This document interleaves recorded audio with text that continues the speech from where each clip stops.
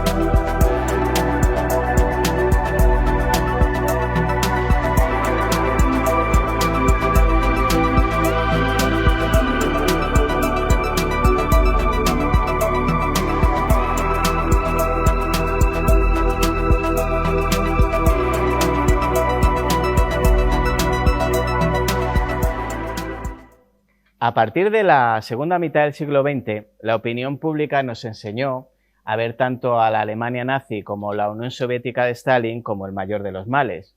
Hitler fue abominable porque su régimen propagó el horror sin precedentes a golpe de invasiones y con la vileza innegable del Holocausto.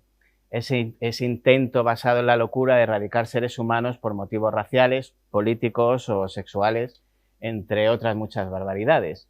Sin embargo, Stalin también era execrable, porque su régimen asesinó a muchísimas personas por diferentes motivos, a veces de vaga importancia, la verdad, tanto por hambruna como por castigo en las eternas tierras yermas del Gulag. Sin embargo, es bueno recordar y no olvidar los momentos en que ambos fueron aliados, los paralelismos de sus vidas o la secreta o no tan secreta admiración que Stalin sentía por la figura de Hitler. No vamos a hacer hoy una biografía de los personajes, ya de sobra conocidos por casi todos, sino vamos a intentar situarnos en el momento y contexto histórico en que sus vidas y sobre todo sus intereses se cruzaron. El estallido bélico se originó el 1 de septiembre de 1939. Una fuerza militar nunca vista antes en la historia se extendió sobre Polonia, iniciando el que sería el primer genocidio de la Segunda Guerra Mundial. Nada más iniciarse la invasión fue exterminada la élite de la sociedad polaca, funcionarios, líderes religiosos, intelectuales, profesores, nobles y políticos, en un intento por acabar con las señas de identidad de un país que iba a dejar de serlo en muy poco tiempo, para quedar sometido por el falso esplendor del Tercer Reich alemán y la URSS. Los expeditivos métodos de aniquilación de los cuerpos de las SS que entraron en el país detrás de la Wehrmacht para eliminar a los elementos antialemanes, estrategia que repetirían más tarde, acompañando al ejército alemán en su avance hacia Moscú, eliminando a su paso eslavos y judíos. Comunistas todos, según las órdenes dadas por Hitler. Pero eso sucedería 2 años después, cuando el Führer decidió romper el pacto firmado con Stalin el 23 de agosto de ese mismo año, fecha real del inicio de la guerra. Aunque el estallido bélico tardase aún una semana en llegar, no podía ser de otra forma. Las democracias occidentales habían permitido con sus políticas de apaciguamiento y su clásico desconocimiento político que el Estado alemán se anexionase Austria y los Sudetes checoslovacos. Pero la guerra no podría comenzar sin un pacto previo con la URSS, la otra gran potencia totalitaria. Hermanadas ideológicamente en el desprecio por la democracia burguesa y parlamentaria, los dos estados aspiraban a convertirse en imperios con el resto del continente europeo como objetivo, y se sabían condenados a enfrentarse tarde o temprano. Ambas tenían la misma ambición. Sus métodos de organización social eran, además, similares y partían de una concepción previa. Si Dios había muerto, correspondía al Estado y a su incuestionable líder, ocupar su lugar. Hitler era consciente de ese paralelismo entre su papel y el de Stalin en el tablero europeo, de ese espejo que reflejaba lo idéntico con un rostro, sin embargo, distinto al suyo, y que por lo tanto debería ser eliminado. No ocultaba sus pretensiones, al menos en el círculo cerrado de sus colaboradores, pero hasta que llegara ese momento, lo más inteligente era formar una alianza entre ambas civilizaciones, tan distantes como tan iguales. El 23 de agosto de 1939 se firma el Pacto Molotov-Ribbentrop, también conocido como el Pacto Germano-Soviético o Pacto Hitler-Stalin, un acuerdo de no agresión entre la Alemania nazi y la Unión Soviética. Este pacto, junto con un protocolo secreto, permitió a ambos países dividir el este de Europa en esferas de influencia y marcó el inicio de la Segunda Guerra Mundial con la invasión conjunta de Polonia. Detalles del pacto. No agresión. El pacto establecía que Alemania y la Unión Soviética no se atacarían mutuamente durante 10 años. División de esferas de influencia. Un protocolo secreto adjunto al pacto dividía el este de Europa en áreas de interés para cada país. Invasión de Polonia. El pacto permitió la invasión y partición de Polonia por parte de Alemania y la Unión Soviética. El acuerdo, aunque breve, fue crucial para el inicio de la Segunda Guerra Mundial y tuvo graves consecuencias para los países del este de Europa, que fueron sometidos a la ocupación de las potencias involucradas. Lo que vino después ya lo saben. Hitler, como hizo con cada uno de los tratados que firmó Alemania, se los pasó por el arco del triunfo, perdiendo la guerra en 1945 tras, entre otras muchas decisiones discutibles, tratar de invadir Rusia. Luego vendrían los acuerdos entre los aliados en Yalta para repartirse la política europea y los efectos de la Guerra Fría, pero eso ya es otra historia. ¿Y qué pensaba España, tan cercana y tan lejana a la vez de esos hechos? Pues al franquismo, al que al final le vino de perlas, ese imperialismo comunista que deseaba Stalin, pues el miedo a una España comunista hizo que la dictadura se considerase en el mundo un mal menor. Sobre el pacto nazi-comunista, pues silencio estampa. Ya saben que la política tiene extraños compañeros de cama, sobre todo cuando se gana, aunque sean comunistas. ¿Y qué pensaba el comunismo antifascista? Pues en palabras de Santiago Carrillo, si lo ha hecho Stalin, por algo será. Lo dicho, los políticos nunca pierden la partida, solo la pierden las ideas.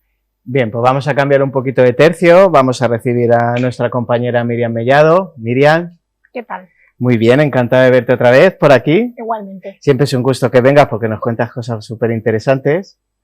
Así que nada, es tu sección, todo tuyo, empieza por donde quieras. Pues mira, te traigo 4 noticias que han sido un poco las que más han tenido resonancia ahora, aunque las investigaciones ya empezaron en 2024. Y una que ha sido muy reciente y que ha generado un poquito de debate y de cosa en el ámbito académico es una huella que se ha encontrado en un abrigo en Segovia, una posible huella de Neandertal. Es verdad que la noticia, cuando tú entras, ¿no?, y la lees, es un poquito sospechosa, un poquito genera un poquito de desconfianza, pero es verdad que pues luego te metes en el estudio original. Yo me he metido, sabes que soy muy de neandertales, sí. Y no puedo evitar meterme en cualquier cosa que sea de ellos. Así que sí es verdad que me he investigado bastante quién lleva este proyecto y demás, y sí que son investigadores serios, fiable. De la Complutense. Se han utilizado además también técnicas forenses, con geólogos, con gente que controla un poco de este asunto, y sí que parecen bastante sólidos. Y claro, las preguntas lógicas son: ¿cómo sabes que es de Neandertal? Claro. ¿Cómo sabes que es una huella humana? ¿Cómo sabes que detrás de esa mancha hay una huella? Y demás, ¿no? Y sí es verdad que si te metes un poquito a ver cómo lo han hecho, la excavación, el nivel donde se ha encontrado esa piedra, donde está impresa la huella, es un nivel musteriense, o sea, de una cultura neandertal sin duda, ¿no? Y además no hay registros de sapiens, ¿no?, por así decirlo, alrededor, por lo cual es bastante lógico que fuera neandertal. A mí me choqué un poco porque la cronología de 43.000 años ya es un poquito peligrosa, que ya es cuando sapiens y neandertales empiezan a convivir. Sí. Y ahí me quedé un poco diciendo, bueno, y yo rápidamente fui, ¿cómo lo puedes saber? Bueno, pues haciendo una serie de de análisis, ¿no? Sobre todo metiendo análisis multiespectrómicos, que son así como que meten capas de colores para que se puedan diferenciar, sí que se ve perfectamente que es una huella, se ve con sus crestas y demás. Y la particularidad de la huella, por la que se argumenta bien que es de Neandertal bien, es porque las crestas son más anchas, que corresponde, la gente que estudia criminología sabe estas cositas, corresponde a gente que tenía más estrés mecánico en las manos, como son los neandertales. Entonces, ¿por qué es importante esta huella que se ha encontrado? Primero porque es una huella que nos puede dar mucha información del individuo, ¿no? Sexo y altura, por lo menos. Sí. Y sobre todo porque es la huella neandertal más antigua conocida. Bueno, la huella humana más antigua conocida. Es flipante. Por el momento. ¿Y está aquí? Y está aquí en Segovia. En Segovia, la tenemos al ladito. Sí.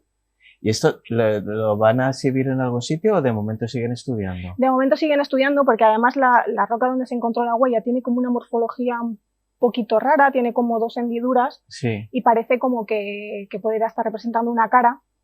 Y es verdad que han investigado mucho si la huella fue impresa a propósito o accidental, que es otra pregunta que a mí, por ejemplo, me surgía. Y bueno, haciendo pues análisis forenses, ¿no? de todo este tema de lefoscopia, de huellas y demás, pues vieron que efectivamente es una huella impresa, porque el ocre, que es con el pigmento que se hizo, no se adhiere a la piedra así, a no ser que lo tengas presionado a propósito. Claro. Entonces, de momento, siguen estudiándolo, ya te digo que está la Universidad Complutense y todo este tipo de equipos de investigación, pero me imagino que cuando ya hagan sus análisis, yo creo que en algún museo debería estar, sería lo suyo.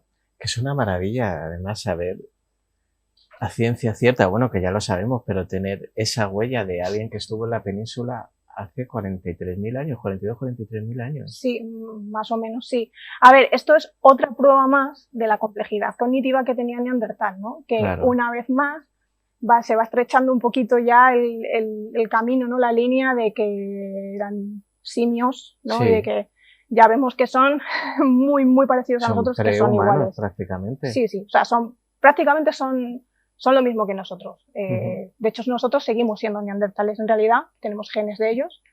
Y claro, pero ver estas cosas, yo que me dedico a ellos, te chocan. Dices, wow, es que aunque ya sabes que son como nosotros, igualmente saber que alguien pensó y decir, voy a dejar aquí una huella en este sitio, es increíble. Es lo que desconocemos, es maravilloso, ¿eh? Sí, yo creo que los homínidos en general, pero los neandertales todavía tienen mucha cosa que sacar y mucha sorpresa nos van a dar todavía. Pues que sigan los estudios porque la verdad que es una maravilla. Bueno, ¿y qué más cositas me traes? Pues la siguiente noticia que te traigo es que también me llamó mucho la atención porque es que, o sea, pasan unas cosas. Luego la gente me pregunta que si hay arqueología en España. Y es que se ha encontrado una iglesia dentro de un volcán en Almería, por cerca del desierto de Tabernas, que es un poquito el desierto que tenemos en España. Pues han encontrado una iglesia excavada en la roca volcánica. Una iglesia con sus 3 naves, que claro, te pones a excavarla y además tiene la peculiaridad de que es una iglesia anterior al cisma de Occidente, donde se separa el cristianismo oriental del occidental. Entonces, claro, tiene todas las características de una iglesia bizantina. Y es súper curioso que haya una iglesia con esas características, que las encontramos en Turquía y demás, pues que haya una en Almería. Es increíble. Entonces, hablamos del siglo VI-VII. Siglo VI-VII, aunque hay monedas del siglo IV que se han encontrado en la iglesia, pero se va a seguir excavando, van a seguir excavando porque todavía quedan cositas para sacar. Pero es increíble cómo ver, y también hay cerámicas, ¿no? del norte de África, ver cómo sí que existía esa conexión y que es una de las primeras iglesias que se llaman, monasterios rupestres, ¿no? Que se llaman, que se excavan en la roca y que es propio de otros sitios, pues verlo aquí, ¿no? Entonces es interesante ver cómo en España siempre tenemos un poquito de todo el mundo. De todo el mundo. Y que te sale en un volcán, por ejemplo. Lo interesante de esta iglesia es que, o de este asentamiento, de este yacimiento, es que no tiene murallas. No tiene nada defensivo, por lo cual se cree que no era un enclave militar, era un enclave religioso únicamente. Entonces es muy interesante ver cómo antes de que surgiera todo lo que son los monasterios de la Edad Media, las iglesias cristianas de la Edad Media que conocemos y que tenemos en las España, costumbristas nuestras, sí, claro. Pues tenemos esas protoiglesias. Qué maravilla, estas cosas, ¿por qué no salen más en los medios? Yo es que no lo entiendo. Bueno, en ese país ya sabemos que el tema de cultura y ciencia no es lo que más interesa al público. Entonces, nos cuesta un poquito. Ese es nuestro trabajo, Sí, es nuestro, sí, total. Para que lo vean. Total. Pues, y imagino que estarán todavía, claro, van a seguir haciendo excavaciones, etcétera, etcétera. Sí, van a seguir excavando porque es que están encontrando de todo. Entonces, claro, le han metido también muchas dataciones para asegurarse bien de a qué época corresponde y, claro, no hay duda de cuando metes datación. Hablamos no de los primeros cristianos, pero vamos. Digamos que es, de momento, la única iglesia que se ha encontrado que tiene todavía la mezcla de la iglesia occidental y la iglesia oriental, o sea, de la bizantina y de la católica. Sí, que no tiene nada que ver con lo que nosotros vemos o imaginamos ahora como una iglesia. Claro, no, nada que ver. Es justo la anterior donde estaban las dos mezcladas. Luego ya vino el cisma, que sabemos, de Occidente, se separaron y ya pues ya conocemos nuestras iglesias. Pero... Culturalmente es una maravilla. Sí, no, es un tesoro. O sea, es un tesoro y yo creo que es un sitio que pondrán en valor patrimonial para que la gente lo vaya a visitar. Dios quiera y que lo cuiden. Ya, bueno, eso es complicado, pero yo creo que sí, porque es bastante, tiene mucha importancia. O sea, no es, de desgracia, sabes que aquí en España cuando hay algo que sí que tiene mucho bombo, pues lo cuidamos, cuando no tiene tanto bombo lo cuidamos menos, que yo soy de las que pienso que todo hay que cuidarlo igual. Hay que cuidarlo, al final es nuestra historia. Pero bueno, a ver si conseguimos que no derriben nada y se haga su centro de interpretación y sus cositas bien y lo podamos visitar. Digo, estaba pensando, la gente que nos ve por la tele, que lo compartan por redes sociales y que la gente se entera de que en España se hace arqueología. Arqueología muy buena. Ella es una prueba de ello. Sí. Aquí estamos, sí, existimos y hacemos cositas. Muy bien, ¿qué más cositas me traes? Pues ya te traigo un poquito más científico. Vamos con ello. ello. Vamos a hablar de un poquito más de genética, que sabes que no puedo evitarlo tampoco. Y esta vez encima de uno de mis personajes favoritos de la historia, que es de Da Vinci, Leonardo da Vinci.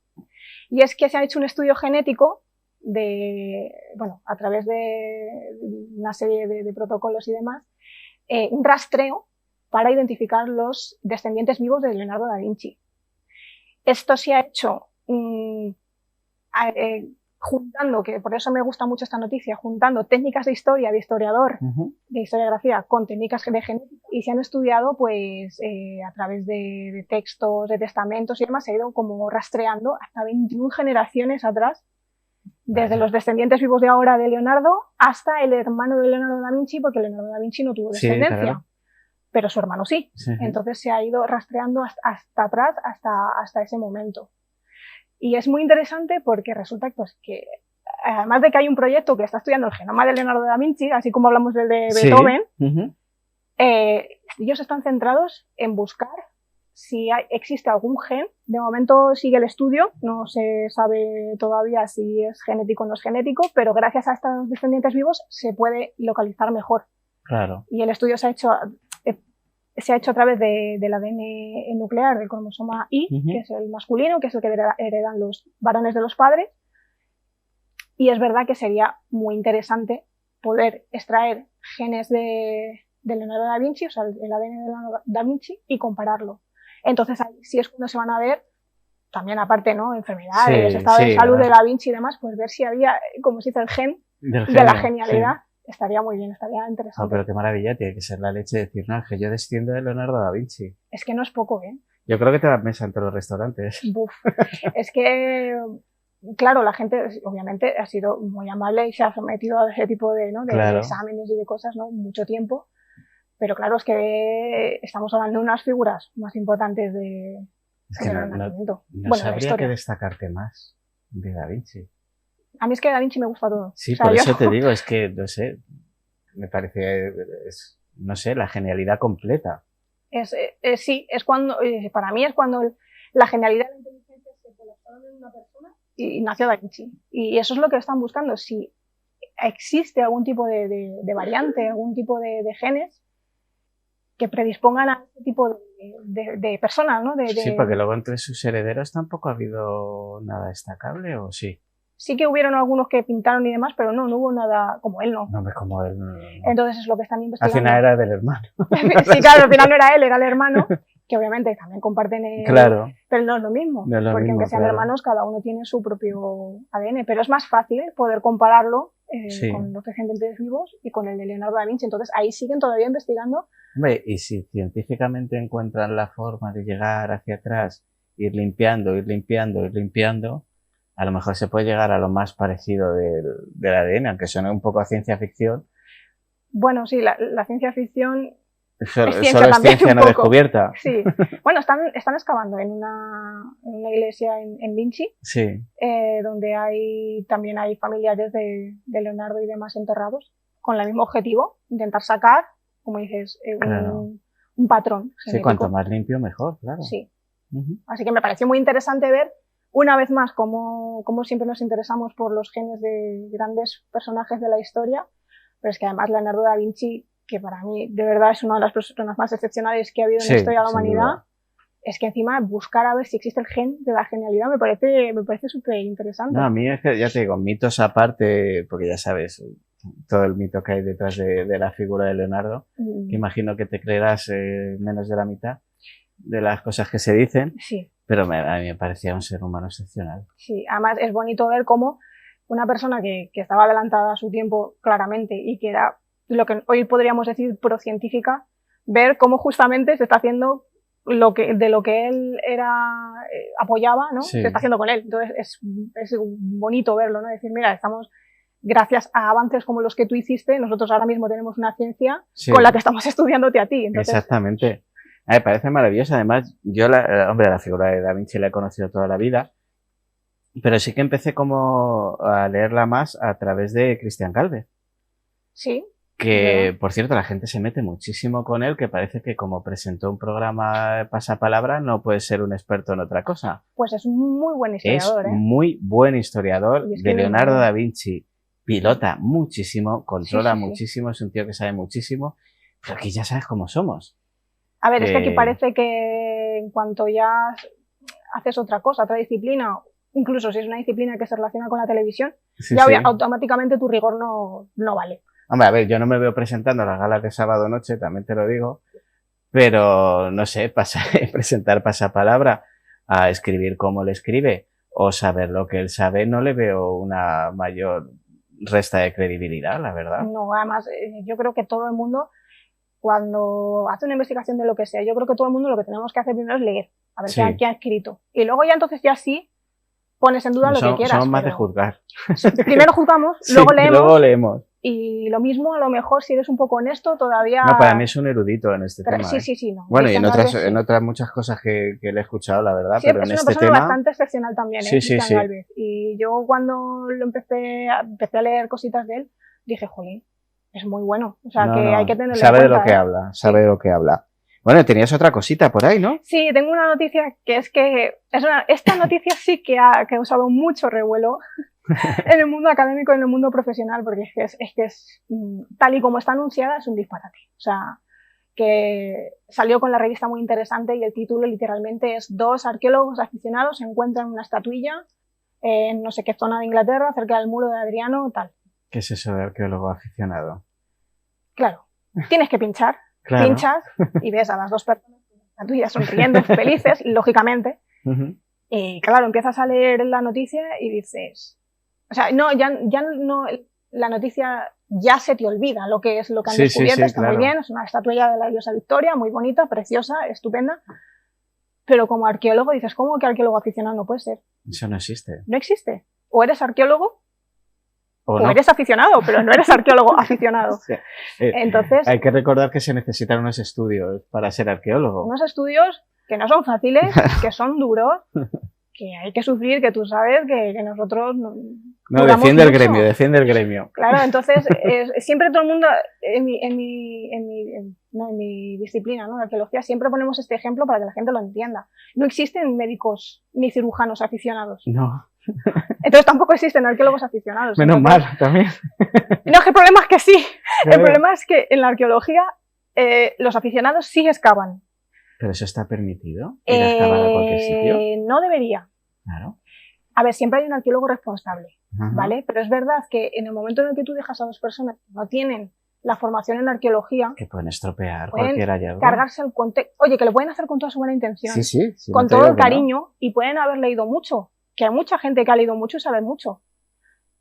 Pero la técnica, Será el método científico, no el sé. método científico, hay unas formas de hacer las cosas Claro. que se pueden perder. En este caso, sacaron la estatuilla entera, todo bien, pero lo mismo se han cargado el contexto, eso no lo sé, ¿vale? Porque ya te digo que no me he metido mucho más allá, pero sé que ha sido que todos los compañeros han tirado los pelos diciendo, pero vamos a ver, o sea, es que nosotros nos pasamos años formándonos, nunca dejamos de Claro. formarnos, de hecho, les pegamos palizas a trabajar, pero Es palizas. que lo que tú dices, si pueden preservar la estatua, pero si han destrozado los estratos de alrededor para poder fecharla, para poder ver en qué contexto histórico estaba. Claro, es que la arqueología no es solo cojo el pincel, limpio un poquito, saco el asunto, me hago una foto y qué bien. No, es que tienes que documentar todo, tienes que organizar el espacio que vas a excavar. Claro. Tienes que documentarlo todo, que si sus bolsitas, o sea, que no es fácil, lleva un método y es duro, o sea, no es una cosa sencilla de hacer para que venga alguien aficionado, pero es que por desgracia existe mucho intrusismo en ese sentido.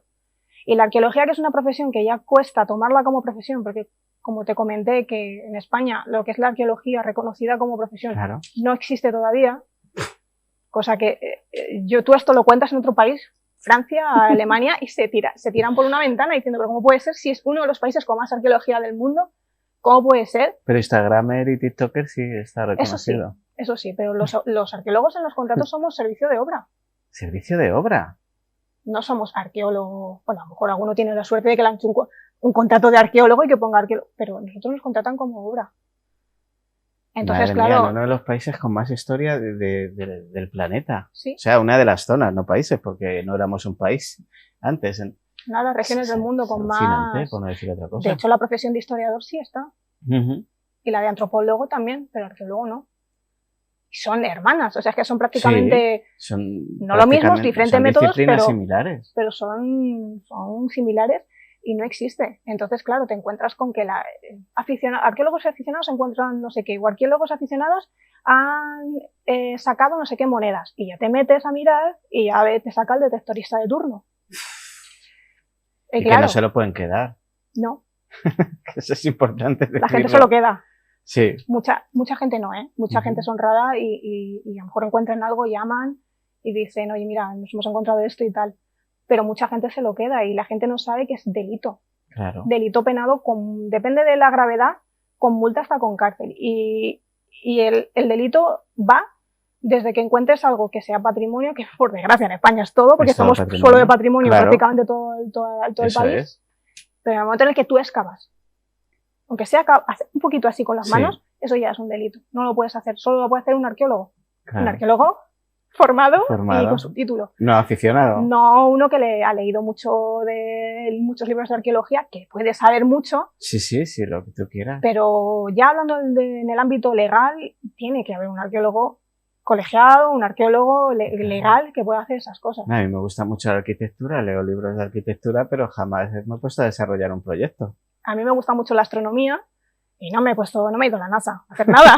Vas allí, que yo soy astrónoma aficionada. Claro, y no me van a dejar ni entrar directamente, pero si voy y digo eso, claro, es un disparate. Pero si lo decimos en la arqueología, porque ha existido siempre esta cultura del explorador, el investigador, que voy a Egipto, me llevo mis cosas, sí. voy, encuentro un tesoro en Troya, me lo llevo, tal. Eso ha existido siempre. Entonces, en muchos países no se ve mal, pero es una profesión que lleva sus cosas, yo creo que la gente lo valore, ¿no? Hombre, es que lleva un trabajo. Lleva un trabajo, ya no solo intelectual, también, sino y de físico campo y mental, que es y duro. horas y horas y horas, que Una eso no disciplina. llegas ahí y descubres todo lo que hay. No, ojalá, pero no. Bueno, ¿cuántas cosas nos quedan por saber? La tumba de Cleopatra, Alejandro Magno, no sé, tantas cosas, bueno, y de aquí, de nuestro país, realmente. Mira la huella que nos ha salido hace Fíjate. nada, que nos ha dejado a todos alucinados. Yo misma, que estoy metida en el mundo de los neandertales, me quedé alucinada con eso. Y Es que es fabuloso. Pues nos quedamos sin tiempo, Miriam. Bueno. Ya, como siempre. Hay que hacer especiales de 5 y 6 horas, que solo veamos nosotros. Yo creo que sí. Muy bien, Miriam, pues muchísimas gracias una semana más y nos vemos prontito, ¿vale? Vale, Muchísimas muchas gracias. gracias.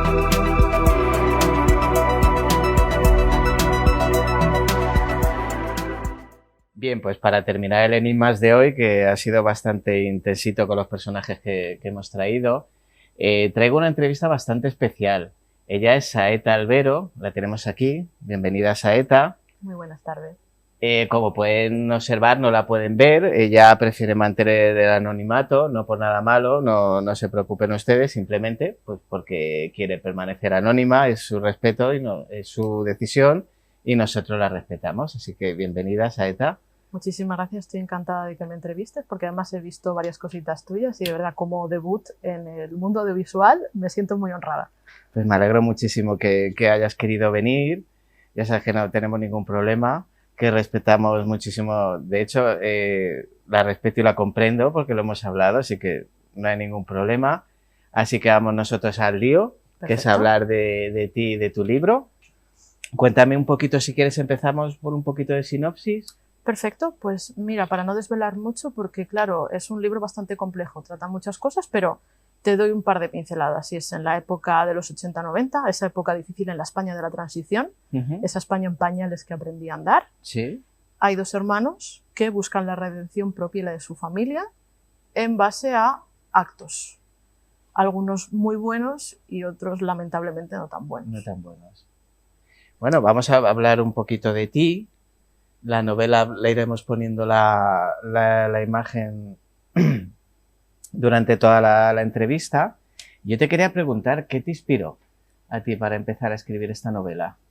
Pues mira, me voy a remontar a la pandemia, ¿no? Yo la viví en Berlín y la verdad, yo ya tenía una edad y mi vida era plena, en el sentido de que tenía un buen trabajo, mi economía era bastante buena, pero me sentía todavía incompleta. Entonces decidí darme la oportunidad que nunca me di, es ser escritora. Toda mi vida había soñado con escribir y me di la oportunidad de ¿por qué no lo haces? ¿Por qué no empiezas algo sin mucha pretensión para divertirte tú, disfrutar tú, que es un poco como cocinar, ¿no? El mundo de la literatura, y ves a ver qué pasa.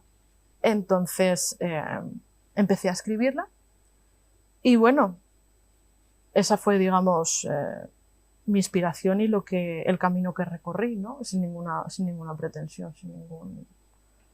¿Y cuál es tu proceso de creación para desarrollar una trama?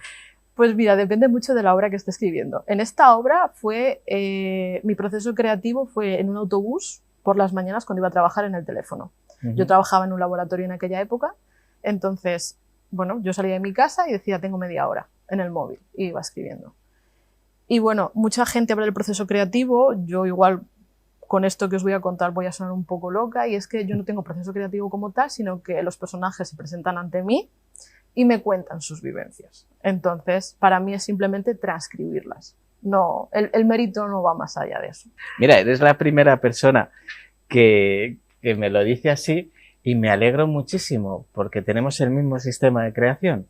Muy bien, entonces, perfecto. Yo me sentía a veces acomplejado porque hablas con la gente y tiene unos elaborados procesos que yo los respeto, que cada uno se organiza como quiere y como puede. Unas pizarras, cosas, encadenados todos los personajes, y yo decía, si yo soy el caos, yo me siento. Pues empatizo totalmente contigo porque me pasa. Sí que es verdad que yo he estudiado filología, entonces en términos de teoría de la literatura, sintaxis, gramática, sí que tienes que estudiar un poco. Claro. Tienes que formarte también en el contexto histórico-cultural de la época. Eso es. Si tú quieres hablar de una España que yo no he vivido, porque yo he vivido los principios de los 90, pero los finales de los 80, mediados de los 80 yo no los he vivido. Tienes que informarte. No todo es inspiración. Claro. No todo es mis personajes me cuentan cosas. Hay un estudio que hay que hacer y en base a eso que tus personajes rajen y te cuenten cosas. Entonces, eso es. Es que el proceso así es más divertido de escribir. Exactamente. Es como si vas a un bar y te cuentan dos locos sus historias y tú solo tienes que hacer esto. Entonces te iba a preguntar que cómo creas tú esas atmósferas de suspense, pero claro, las crean tus personajes.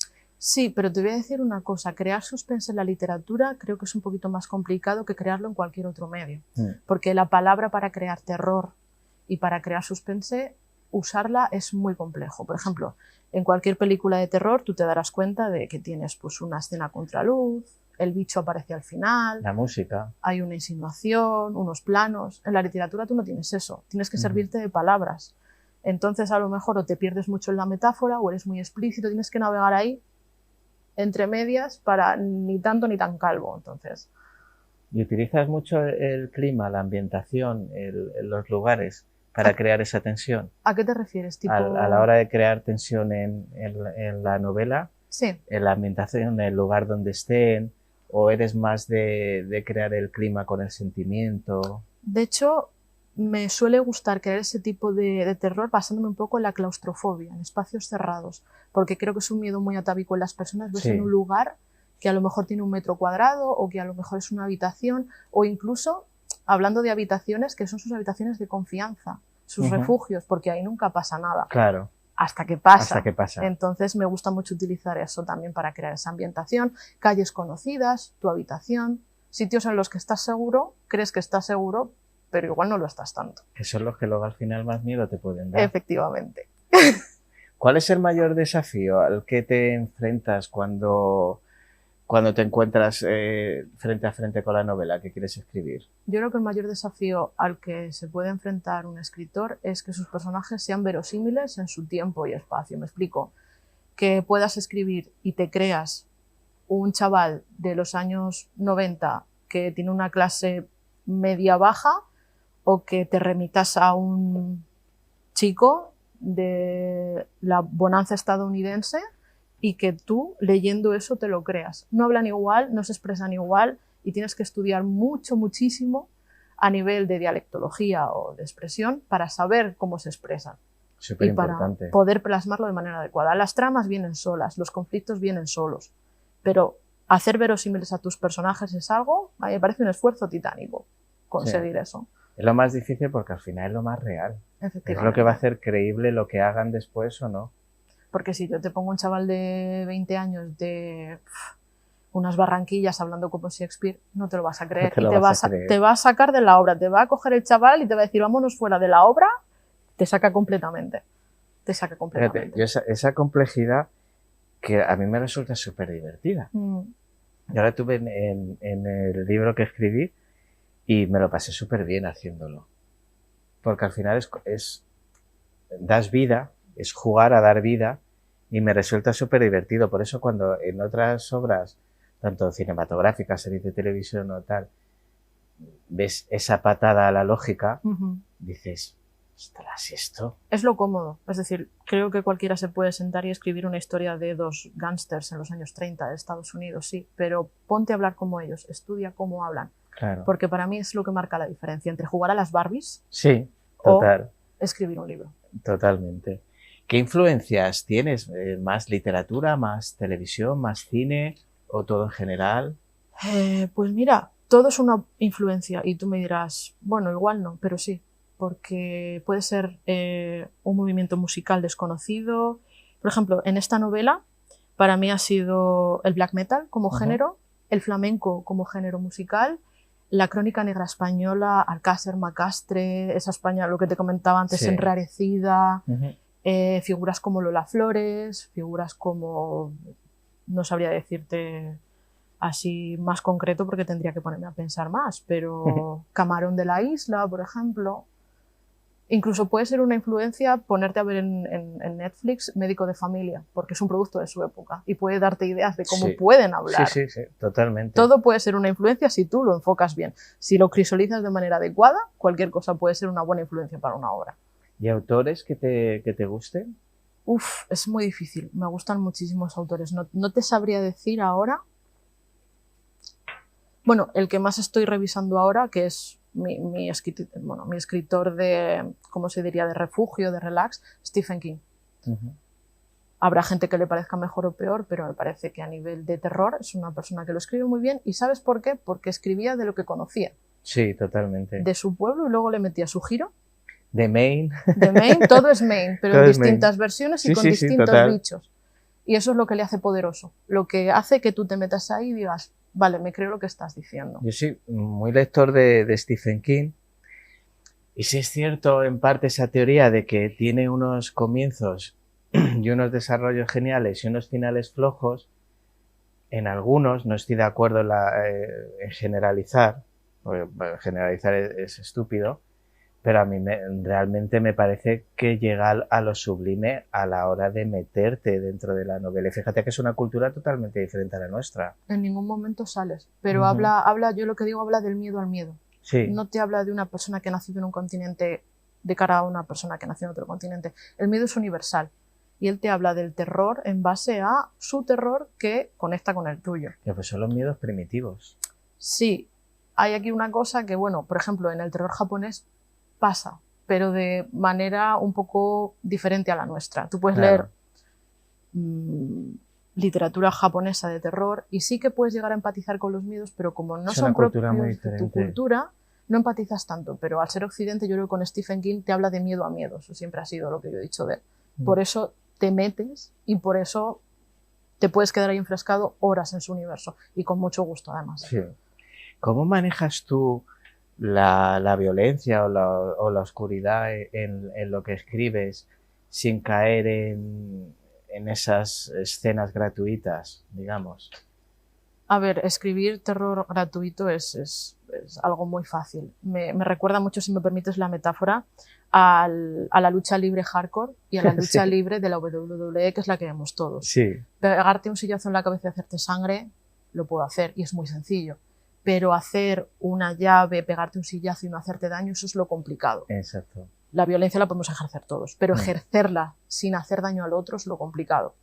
Entonces, a nivel de la literatura, es moverte en una linde en la que tú ni toques lo explícito, ni toques mucho la metáfora. De hecho, pasa en un capítulo de mi libro, no voy a desvelar mucho, pero hay una escena especialmente violenta en la que mi lector de prueba la leyó y me dijo, pero ¿están manteniendo sexo aquí? Y yo, no, en verdad es todo lo contrario. Y tuve que sentarme a leerla porque en mi cabeza quedaba muy claro que eso era algo muy bestia, por así decirlo, pero en un lector no. Entonces tuve que rehacerla, volver a recorrer esa linde e intentar que esa violencia tú la leas y digas, vale, sé que he leído algo muy feo, que no me lo ha explicitado, pero que ha sido muy feo y en verdad puedo intuir qué es, pero no me lo dice, que yo creo que eso es la incomodidad que quiero generar. ¿Y cómo creas esa claustrofobia de la que hablábamos? Pues mira, en esta novela yo me baso mucho en las metáforas, que es algo, no sé de dónde me viene, pero me gusta muchísimo, de la caja torácica. De estar encerrado en tus propias costillas, estar apresado por tus pulmones, porque es otro espacio pequeño. Es otra claustrofobia de la que realmente no puedes salir, porque yo de un ascensor salgo. Pero de estar metido entre unas costillas, ¿cómo sales de esa imagen mental? ¿Cómo? No puedes. No puedes. Entonces manejo esa metáfora mucho con los colores, asociados un poco a, si me permites otra vez, la metáfora Silent Hill, un poco el óxido, un poco el hierro, un poco la decadencia. Genera una imagen que realmente a ti te remite a un espacio en el que no quieres estar y en el que quieres salir, pero la novela no te deja. Creo que no te va a dejar, incluso aunque la cierres y la tires por la ventana, no te va a abandonar. Entonces, ¿qué papel ocupa la psicología entonces en tu forma de escribir? ¿La psicología en qué sentido? En el sentido de querer llevar al lector a donde tú quieres que vaya. ¿Es consciente o es inconsciente por tu parte? A ver, yo, opinión personal, me parece que un escritor que quiere llevar a un lector a un determinado punto que él quiere, me parece egoísta. Yo al lector lo que hago es abrirle una puerta y le ofrezco un mundo y que él vaya donde quiera. Porque sé que donde él vaya va a recibir la impresión que yo quiero que reciba. Que transite su propio camino, que vaya al punto donde quiera ir, que en el punto donde vaya va a tener o ese malestar, o ese miedo, o esa, no sé, igual esa liberación, o esa sabiduría. Sí, no, es una forma al final de dejar libertad al lector también. ¿Y tú creas esos, esos sentimientos de inestabilidad en el lector a la hora de leer tu libro, esas emociones?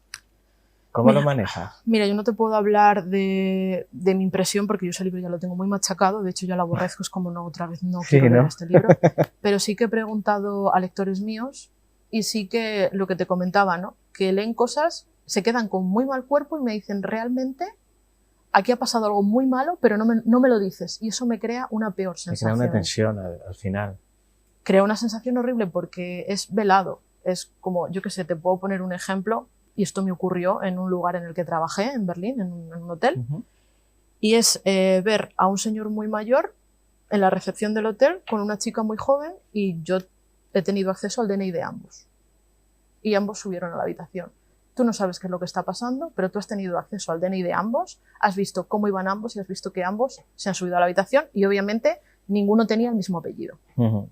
Es esa sensación de, yo sé que está pasando aquí algo, no lo estoy viendo, pero ese dolor de estómago y esa sensación de asco y disgusto la estoy teniendo.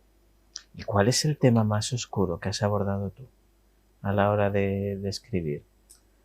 Pues mira, esta novela que he escrito ha sido como meterme en un lodazal de temas oscuros, de temas muy, muy oscuros.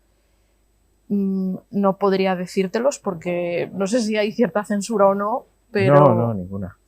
Bueno, obviamente la España de los 80-90 no es tan benevolente, que sí, que nos queda mucho por mejorar, pero no es la España tan benevolente que es hoy en día. Está muy romantizada.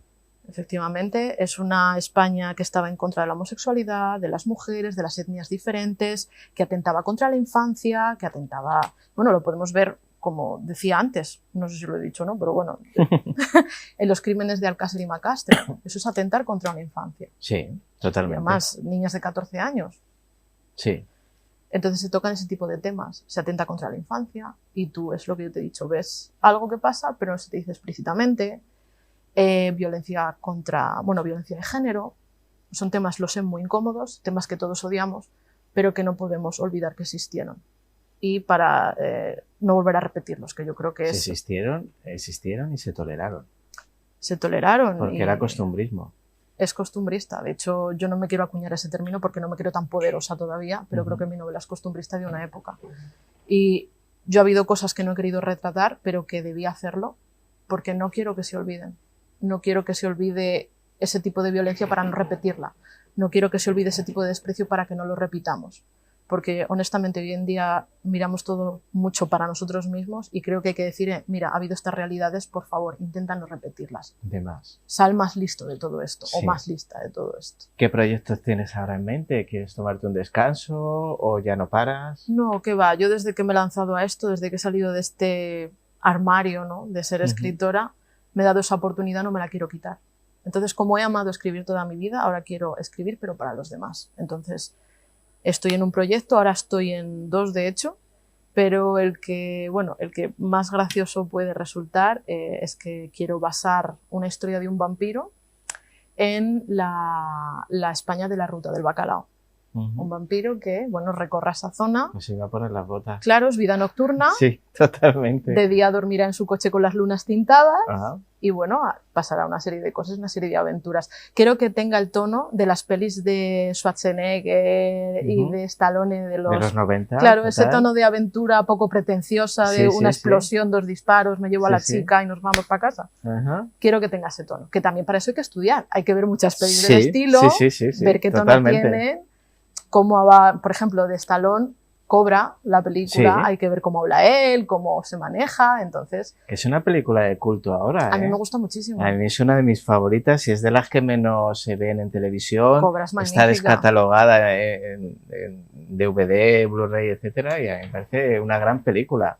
Cobra, a nivel de héroe de novela negra, me parece de los mejores. Sí. Me parece de los mejores. Porque además los malos es esa especie de asociación satánica, extraña. Lo tiene todo. Tiene robots, tiene la modelo, tiene la secta, tiene un tío con hachas, tiene a Stallone, que encima dice que quiere una vida sana. Y dice, tú comes chocolate, comes no sé qué, esto es más sano, no sé cuántos. A Marion Cobretti. Marion Cobretti, mejor. Me parece un peliculón. Bueno, para terminar, ¿qué esperas tú que piensen los lectores de tu obra? Yo lo que te decía antes, yo no quiero que piensen lo que yo quiero que piensen. Es un poco rara esta frase, lo sé, pero quiero que tengan autonomía de pensamiento. Que la lean y que digan, bueno, pues me parece bien o me parece mal, pero que tengan una sensación. Una sensación que digan, buah, he leído algo importante, he salido más sabio de aquí y no te voy a decir esto es muy Mr. Wonderful, voy a ser mejor persona, pero quiero mirar con más benevolencia a mi entorno. A lo mejor veo una persona en la calle con una mala situación y no te voy a decir que apartes la mirada, pero no la odies, por ejemplo. intenta ser más benevolente. Más que nada porque no tienes derecho a hacerlo. No, claro, efectivamente, entonces. Pues nada, pues que disfruten de lo que ya has hecho y de lo que viene, que te deseo muchísimo éxito porque tiene todo muy buena pinta. Muchísimas gracias, Saeta, por venir a vernos, Saeta Albero. Y nada, pues espero verte muy prontito. Lo mismo te digo, muchísimas gracias. Muchísimas gracias, un placer. Nada, ya nos vamos por hoy, que se nos acaba el tiempo. Ya sabes, la televisión, el tiempo es oro. Así que nos vamos, darles las gracias. Y nada, en 7 días estamos ya aquí de nuevo con más enigmas de la historia. Muchas gracias.